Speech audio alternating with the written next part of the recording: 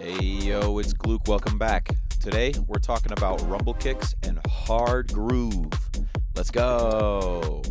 Okay, so here we are back in Ableton. Today we're talking about rumble kicks, and mainly in the context of hard groove. Obviously, you can use the same techniques for techno or really anything you'd want to make a rumble kick with. But let's go ahead and listen to the project that I wrote for this week's video, and then we'll dive in on how we did it all.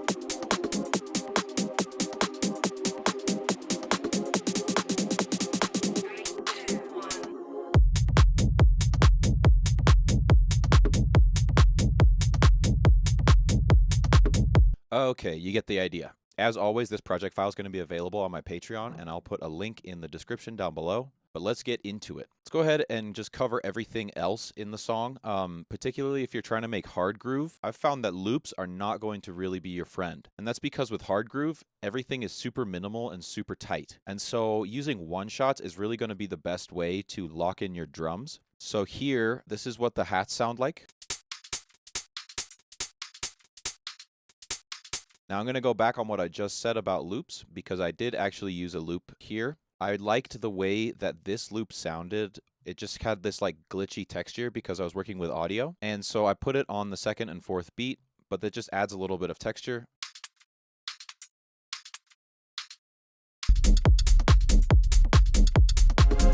Just to help keep the hats more fresh than just regular hats, I guess. Then with the clap, you're going to want a tonal layer and then one that has more of the body of a clap. So the tonal layer is here.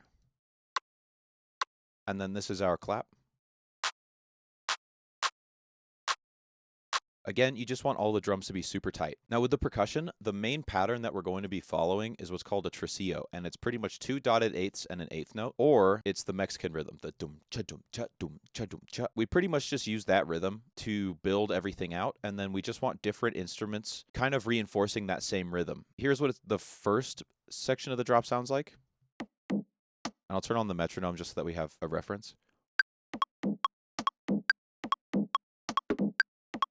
Right? It's just that pattern. I added this little extra perk here so that we have a bit of a switch up towards the end of the phrasing, but that's the general idea. Okay, that's all of the drums really. The arrangement of them will obviously make sense when you're working on your own song. In terms of the synths here, I've just got some really simple chords going on. Okay, to make this sound, what I did was I took a square wave and I took a pulse width square wave, both on default shapes, a little bit of detune, a little bit of filter, and the hyper. But that's really it. Nothing too complex here. So for the chords, we have C minor and we have F minor. And we're mainly sticking on C minor until we hit this turnaround chord. And then to reinforce that, I added these vocals that I found on Splice. And I pretty much just tried to make them sound as broken as possible, so that way they would blend behind the really clean chords. And then for the drop, I took these chords and all I did was just cut them super short and then put them on a super saw.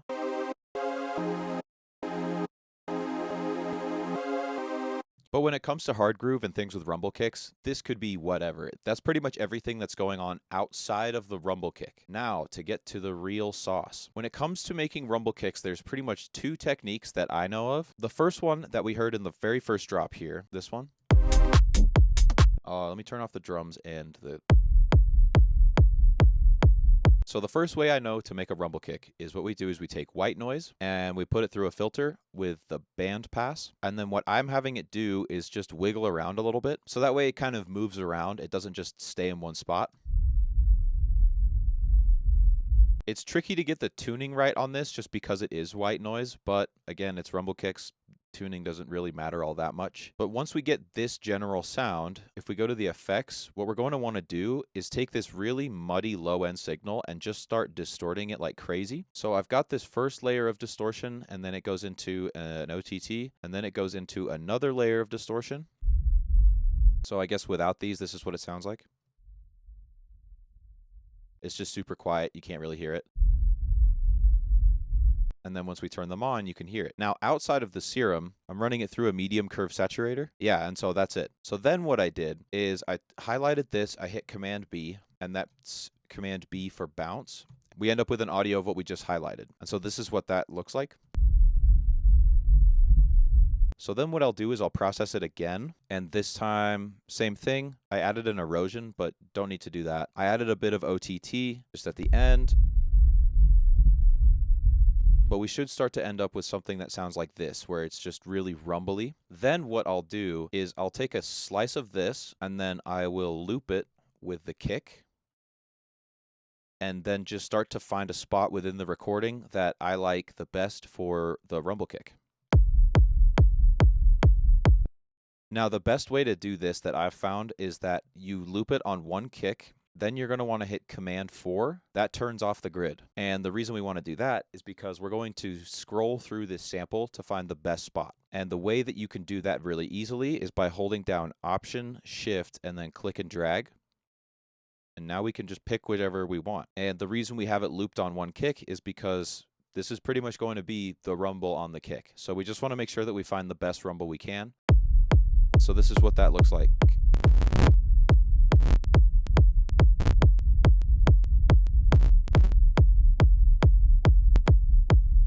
Okay, I like that one there a lot, actually. And would you look at that? It is the same one that I picked before. Okay, then once you have that, since we've already done all of the processing on the previous two steps, all you're doing is working with audio, real straightforward, and then you get... right?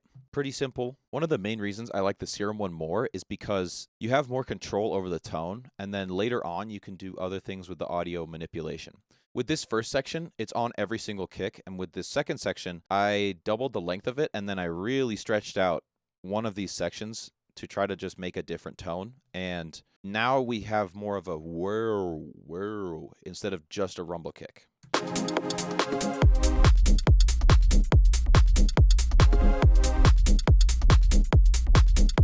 But that's just what you can do when you're working with audio. I mean, you can literally just drag things like this, and then just make sure you set it to complex, and you should be good to go. So now that we know how to make the rumble in Serum, let's go ahead and try making it without Serum. This is the other technique that I know. So what we do is we take the kick. All I did was duplicate the kick and brought it down here. And what we're going to want to do is turn off all the processing, and we'll want to put an EQ8 that looks something like this on it. And we'll want to do a reverb. I like to do it at 100%. And then I'll do a high cut and bring this filter all the way down so that we're getting nothing but super, super low rumble. And the best way that I found to do this is just to do one kick. And then what we'll do is we'll Command B this. That gives us an audio bounce of it. Then we're going to do the same thing where we just loop it around one kick and find the best spot.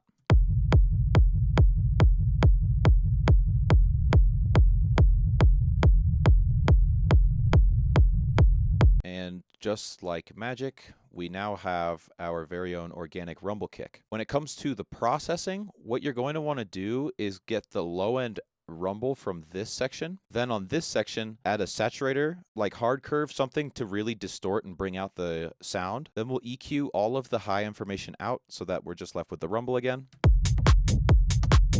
And then I add a limiter. I just always add a limiter. And then you'll want to sidechain this group against the kick, so that way everything kind of lands together. Okay, so that is pretty much it. It's relatively straightforward once you've sort of done it a few times. You don't really need to add like a bass line or another layer in the bass once you have this rumble kick, because this is going to be the entire bass line. Like this is the whole sub region. I personally prefer using the Serum one a bit more just because I have more control over how it sounds and also the movement of the rumble. But the reverb version is really good if you're looking for that, Fine Day Anthem kind of sound where it's just super full and rumbly. But yeah.